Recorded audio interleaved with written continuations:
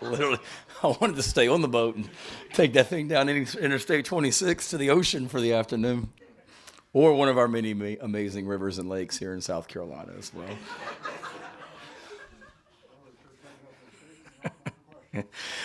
Oh, man. Thanks for coming out. As always, you'll notice I'm wearing my Curing Kids Cancer t-shirt again today for the first time this year at a press conference. This is the game that I love each and every year, being able to highlight this amazing group. September is National Childhood Cancer Awareness Month, and for 10 years now, our athletic department has been proud to support Curing Kids Cancer.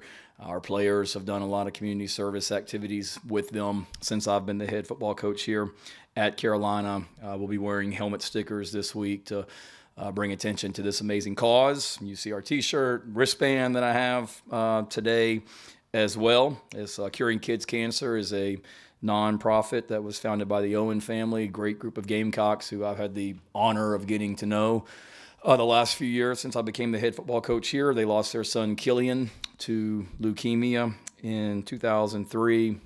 Such an awful, heartbreaking story that they've shared with our football team before. But since that tragic loss, they've dedicated their lives to raising money for pediatric cancer research.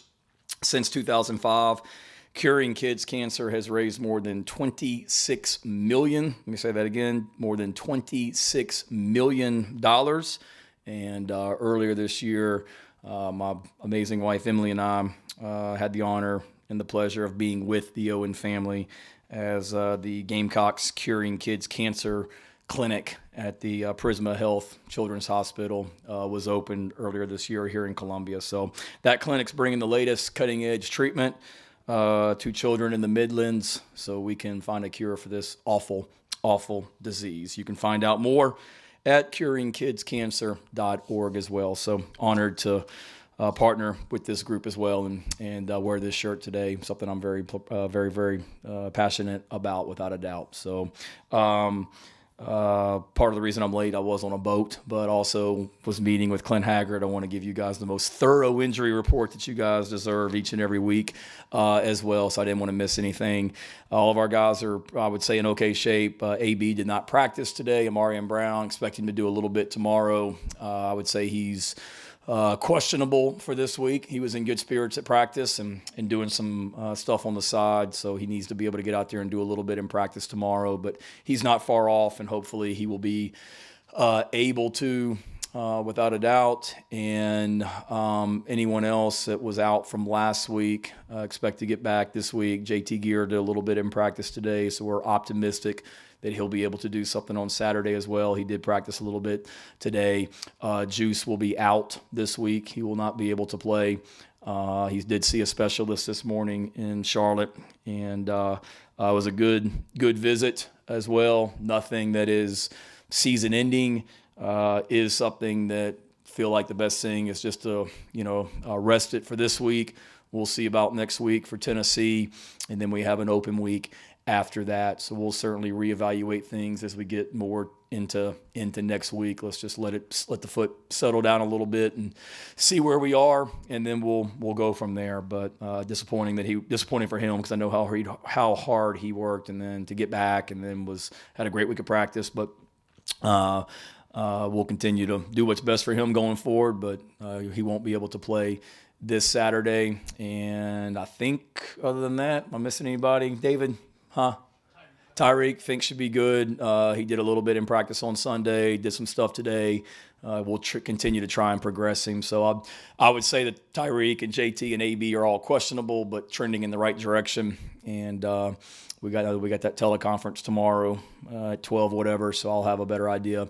Then need a full group as much as we can. Really good team we have coming in here in Mississippi State. If you look at them, the last two football seasons, counting this season and last season, the only games they've lost are to Georgia, Alabama, LSU, and at Kentucky. Georgia, Alabama, LSU, and at Kentucky are the only teams they've lost to since the end of the 2021 season and all of 22, obviously. So veteran group. If you look at them offensively, quarterback that's been there forever.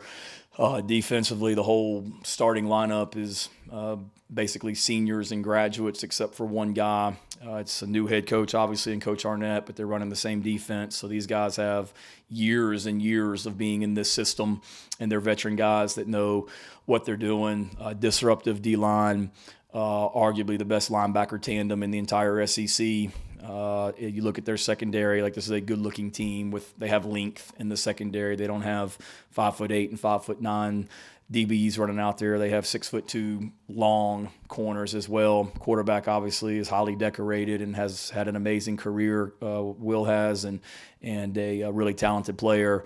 Big, beautiful-looking offensive line, leading rusher in the SEC. So this isn't your mama's and dad's air raid that from a few years ago. This is like a new Mississippi State where they want to run the football down your throat.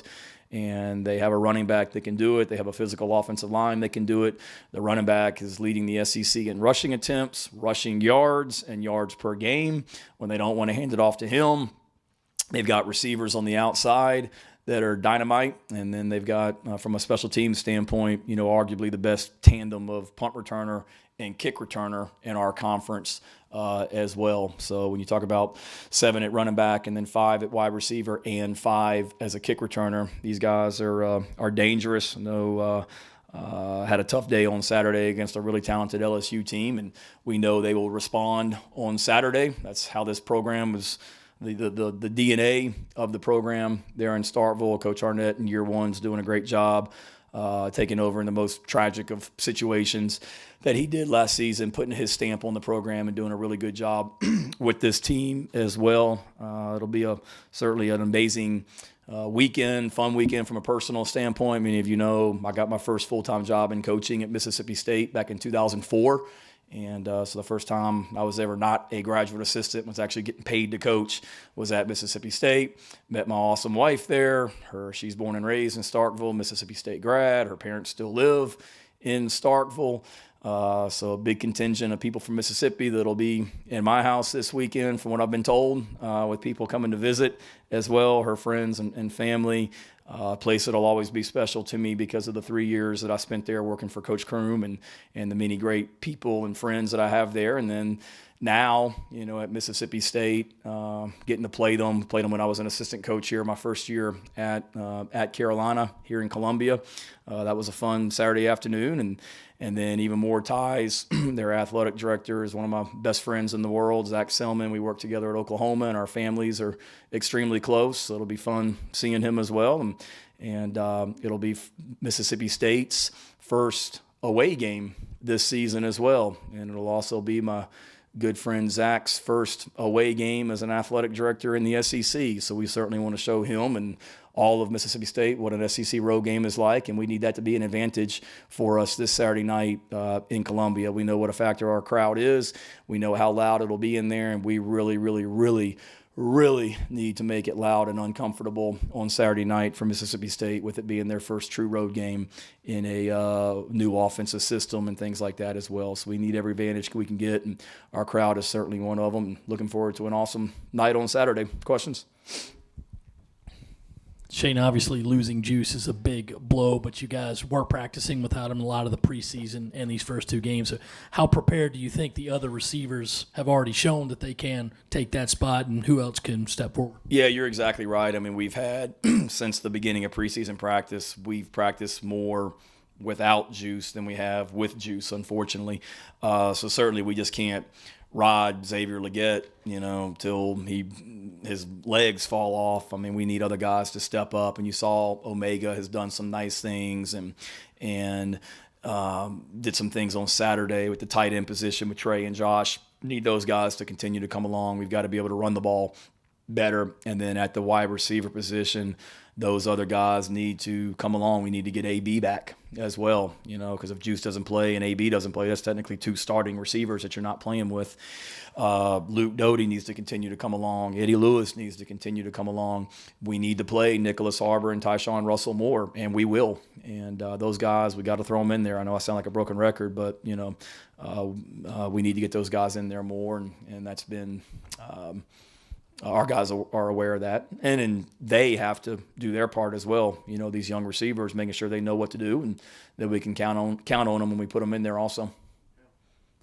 Whether it's those young receivers or Tree at left tackle or Jalen at safety, how's it been as you guys have seen these young guys get on the field and seen it play out? Obviously, y'all been expecting it, but now that you're living it, how's this kind of gone for you so far? Stressful. I probably have more gray hair than what I had at the beginning of the year when you're playing that many true freshmen. And, I walked off the practice field today, Hale, and right there in the training room all at the same time is Juice. He was back from Charlotte. Jalen Nichols, Kason Henry, and Marquis Anderson are all sitting right there getting treatment together. And it's like, God almighty, there's 4 guys on our offense that could potentially have been starters for us this season. And a couple of them will get back and all that as well. But it's been tough with the injuries and then getting those young guys in there. From that standpoint, be it the depth, but seeing them get in there and perform has been pretty cool. One, for them, because they're great young men, and you guys have heard me say it before, just everything they've done since they got here, whether they came in January or whether they got here in the summertime, they're professional. They're doing great in school. We meet on academics every Thursday. Last Thursday's academic meeting was couldn't have been better with all the freshmen, with what they're doing. So they're handling their business off the field. They're handling their business on the field. We were talking about it as a staff yesterday. These are young kids. We got 9 regular season games left. And last year at this time, with some of these guys, all these guys that were in high school, some of them had about 4 or 5 games left in their whole season. And we're not even a third of the way through the year. So we've got to continue to help them on and off the field, bringing them along. But to see them get in there and have success, for Tree to be able to go in that environment Saturday as a left tackle, true freshman in the SEC, playing the defending 2-time national champion Georgia Bulldogs and perform and have fun like he did was pretty cool to see. And all those guys, Jalen and Nick and Pup and Trevon, will continue to play more and on and on and on. So it's a good group, and excited for the future, excited for 2023, but excited for these guys as we continue to go forward, and also the guys that are seniors in high school right now that are a part of this stellar recruiting class that we have committed when they get here next year also. We're recruiting really solid people, and it shows on the field. Shane, I know some people and some coaches will roll their eyes when you talk about time possession, but with how thin you guys are on defense, and especially not being able to get the run game going, how important is it to be able to get the run game going to be complementary to your defense? It's important. It's something that even going back last week, Mike, I had conversations with Dow and Clayton, like, how do we play this game? Obviously we don't have the depth, or last Saturday didn't have the depth at certain positions that we needed, and I knew the longer the game went, our whole thing was just get this thing to the fourth quarter and have a chance to win it. And we did get it to the fourth quarter, but you can't play like turn into one of the service academies where you're just grinding the clock and you're trying to snap it with 2 seconds on the play clock and you're just running the ball 60 times and all that as well. Like, we have a quarterback and we want to give him a chance to score points, and that's really what we did. You watch the first drive, it wasn't like slow it down. It was here we go and be aggressive and attack, and that's how we want to play football. Because at the end of the day, you're right, I think the time of possession I think it can be good. At the end of the day, you do what you got to do to score points, but we certainly have to help our defense. One, defense has got to get off the field on third down. 2, we've got to stay on the field offensively on third down. But then 3, we've got to play other players on defense, because we can't ask Debo and Stone to play 80 plays every game at linebacker. We can't ask Marcellus, O'Donnell, Jalen, DQ, and Nick to play every play at safety or corner and nickel. We've got to continue to develop depth where if they are out there for 70, 80 plays, we don't get worn down because we're playing these young guys, and that's what we have to continue to do. Yeah, you mentioned Rattler. Obviously, he came in, he said that the run game is kind of probably the next step to get this offense a bit more fleshed out. Obviously, Georgia's a unique situation, but just how much emphasis are you placing on figuring out that run game, if only to open up the pass game a bit more down the field with it? Yeah, it's critical, to help the passing game and next door in that team meeting room, the number one goal on our board is run the ball and stop the run as far as what we want to do each and every week. And we've got to do a better job of it. And don't get me wrong, I mean, we're going to do what we have to do to win football games every single week. And if that means throwing it 50 times and running it 10, then that's what we'll do. You do whatever you got to do to win the game. But we certainly have to get that running game on track. I feel like we've got good running backs. We're continuing to get better on the offensive line. And I love running the football. I was an old running backs and tight ends coach when I was coaching offense, so I'm all for it. And confident that we will. It's easier said than done. I mean, this group that we're playing this weekend is really disruptive up front, and their whole MO on defense is make it really hard on you to run the football with what they do schematically as well. But we've got to, we've talked about it as a staff. We've got to, give our guys a chance to get the run game going, and confident that we will, to one, help the defense, two, help the passing game. Shane, as you talk it over with the coaches and you watch the video and analyze everything, have you been able to determine what is the key factor in getting the running game going?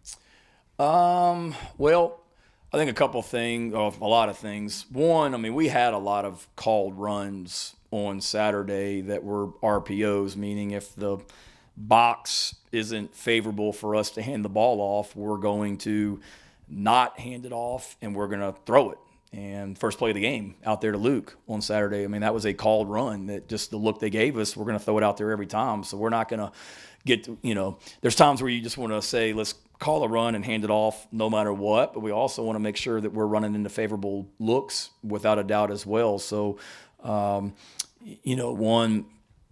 be consistent from that standpoint. And Spencer made the right decisions on Saturday as far as when to hand it, when to not hand it. He did a good job from that standpoint. But we certainly got to have some runs that we just call and just run the football as well. And it's not a RPO with RPO decision that the quarterback has to make. Two, we've got to be, and every coach in America said it, and I've probably said it a million times too, when you're talking about 5 offensive linemen in the run game, one guy can be off, and it can be the difference in a 10-yard run or a 2-yard loss. So the continuity on the offensive line, to me, has to continue to come along where we're successful from that standpoint. And two, when we do hand the ball off, we got to break some tackles and make some people miss. And I told our running backs that after practice today. They want to run the ball more than anybody, but I don't want to see us. We hand the ball off and we're getting tackled by the first time one-on-one in the open field or one-on-one by a linebacker or a safety. Like, we got to break some tackles as well and be able to keep the chains moving. And then the other thing, I think I'm giving you 4 things now, Rick. The other one would just be staying ahead of the chains. I mean, we had some running plays called on Saturday where it's 1st and 10, and next thing you know, we got a false start or something, and now we're backing up and it's 1st and 15, and it just kind of changes how Dow and our offensive staff are calling the game too. So I know I threw a lot at you, but basically just play better, coach better. How about that? Shane, to take you back to Mississippi State for a second, you were also recruiting coordinator when you started there. So, I mean, just how different is recruiting now as a job from what it was in 2004? And is there anything you kind of learned from that position that you feel like you still use? Yeah, I mean, it's so different. I laugh all the time now, Emily. Like, back then, you went out on the road recruiting, and I can remember sitting in my office on MapQuest, and some of you guys may not even know MapQuest, but you got on MapQuest and you typed in the directions. Okay, I'm going to be at this high school, and from that high school, I'm going to this high school. And you just type it in and print it out, and you're like, okay, thank God, or hopefully this is right, because if it's not, I'm in the middle of Mississippi and have nowhere to go. So just the technology has changed. Back then, you didn't, now if somebody tells me that Joe Lyle is a fantastic recruit, I can pull up his name on my phone and watch his video in 5 seconds, which he was and is still. Back then, I mean, you had to put a DVD or VHS tape in the mail, send it to the high school coach. He had to mail it back to you. So just the technology is just so much different. I know I'm dating myself, but it really was, I guess, 20 years ago as well. But there's a lot of lessons, just the relationships that you have to develop with people. I had never gone on the road recruiting in my life at that point, because I had been a graduate assistant for 4 years, and as a GA, you're not allowed to go out on the road recruiting. So the first time I ever went into a high school was at Mississippi State, and you're just kind of learning as you go. And thankfully, I had some veteran coaches on that staff to help me. I remember the first time, I'll never forget, like the first school I ever went into was Hazelhurst High School in Mississippi. That was going to be my first stop Monday morning on the road recruiting. And get in the car Sunday, drive from Starkville, and I just assume that I'm just going to get to Hazelhurst and just like find a hotel. And there's no hotels in Hazelhurst, you know. So Hazelhurst is south of Jackson, but north of like Brookhaven and some of these other places in Mississippi. So it taught me, you know what, you better have a plan, like where you're going to stay, and not just type out the directions on MapQuest, but make sure you know where you're staying and how you're getting places, and plan better. So it forced me to do all that as well, you know. So I love, like, when I'm on the road recruiting now and I just type in a school, pull it up on my phone, it takes me right to it. Back then you literally had to, like, I mean, it was a process of typing out directions, and pray to God there's not like road construction or something and you have to detour. Nothing more stressful, by the way, than being a kid having to read out the MapQuest directions to your parent next to you. You speak from experience, A little bit there. This offense, especially in the passing game, has been really explosive through the first 3 games. Yeah. What's next for it when those chunk plays aren't coming? What would you like to see more from this offense as a whole when you aren't getting those long passes downfield? Yeah, it's obviously the running game, being able to lean on that a little bit more and run the football. I mean, there's nothing more fun as a coach to watch than when you're able to line up and run the football and the other team has a hard time stopping you. Like, that's an awesome feeling on the sidelines. So we want to get to that.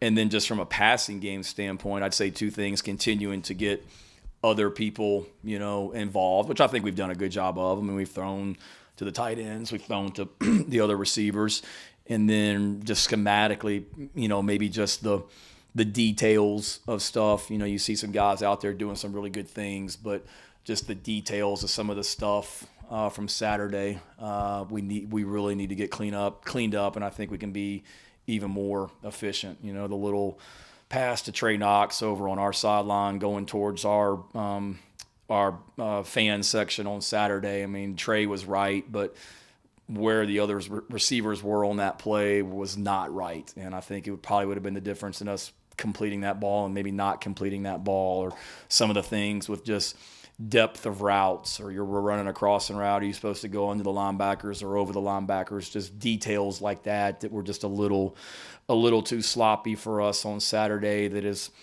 we get that cleaned up and even more honed in, I think we can continue to be even more efficient and explosive in the passing game. Going back to Joe Lyle's position group for a second here, special teams, you've mentioned some things need to be better there, some more game-breaking plays. Is that personnel? Is that execution? What do you point to for trying to stimulate the special teams group? Yeah, I would say all of that. You know, we've been good in some areas. I mean, you guys want to have fun. Watch Xavier Leggett cover punts. I mean, the guy's we know what he is, a receiver. I mean, people can't block him when he's trying to cover a punt. He's just a weapon for us from that standpoint. So, you know, it'll be, like I said, it'll be a big challenge this week as well. I think a little bit of it is personnel, because when you have injuries like we've had, when you're having to play players like Stone and Debo a lot, or Xavier Leggett a lot, they're limited on what they can do on special teams. So because of that, now you're playing some younger guys, and they're in special teams roles, so they're going to continue to get better. But, you know, most of our freshman class, I'm guessing, did not play on the kickoff team at their high school, and they're learning those techniques, or they didn't play on the punt block team or whatever it might be, so they're learning those things. And then a lot of it certainly is you know, schematics. And again, we've done some good things. We've been close on some big plays, but then we haven't been as efficient as I would, you know, like for us to be. It just hasn't been very clean, and that starts with us as coaches, and we certainly need to get that going, because that's been a weapon for us and will continue to be. What message have you conveyed to your team regarding the importance of this game and its potential impact on the season? Nothing beyond this week. I mean, we don't talk anything beyond this week. Told the team this morning that it's, you know, we've played 3 games. We have a pretty good understanding of where we are right now, what our strengths are, where we need to improve, and then that we're a fourth of the way through the season. So this is basically, we're starting the second quarter, and everything that we want is still out there in front of us, and we just need to worry about getting better this week. We haven't talked anything beyond this week at all. It's what do we have to do to get better right now. the focus on this moment today, and we'll worry about tomorrow, and making sure our guys understand what a quality team we have coming in here, and that we're going to have to really play well this week. Coach, we had Tree and Trevon Bowe both bought in here earlier. They seem like a pretty dynamic duo. Walk me through what you've seen from them both on and off the field. I saw your pick for the game on Saturday too. Much respect for being willing to do that. I think you and Kendall were the two that did that. You were close. I appreciate that. Tree and Trevon, you guys saw it if they were in here, what they're about. I mean, they're just they're great young men. They're just fun personalities. They work really, really hard. They're easy to pull for. They're easy for their teammates to want to help because there's no ego. It's just a work ethic and try and get better. I mean, Tree's hilarious. Just a really just awesome personality as well. Never know what he's going to say. And then Trevon is just all business and just very not wise beyond his years, but there's just a great maturity about him, and it goes back to what I said about the rest of the freshman class and how they're handling things off the field, and it shows on the field as well. Credit to them because what they did on Saturday is not easy, to say the least. Dowell mentioned last week that you'll have to see some things in practice to know that a freshman is ready to go out there and start. What for you are some indicators that a freshman is ready to get out there in a starting role like Tree was last week? And to that end, do you think Trevon will be ready this week? Do you envision him starting at right guard? Yeah, we'll see how the week goes, and whether it's Trevon or Ja'Kai or somebody else, depending on what we do at guard. We got equal confidence in both those guys for sure. Trevon's definitely going to play, and is a really good player for us. As far as practice, to me, it's just for me personally, I want to see just the competitive spirit, play in, play out of going up against our defense and competing and a focus. There's not a silliness. There's not like the young freshman antics that you're focused on what you have to do, the job at hand, and then just being able to execute. Like you can live with some of the mistakes knowing that they're freshmen, but just understanding how to get lined up and not have a lot of self-inflicted mistakes. And we had too much of that on Saturday with older guys, whether it be false starts on offense or personnel issue on defense or whatever it might be. But for me personally, I can't speak for Dow, but that's what I want to see is just a consistency of performance day in, day out. Yeah, Shane, Alshon's getting his jersey retired on Saturday. Just one, how important was it for you to make sure that happened? And then two, what were some of your memories from recruiting him back in the day? Yeah, very important. Thankful to, Coach Tanner.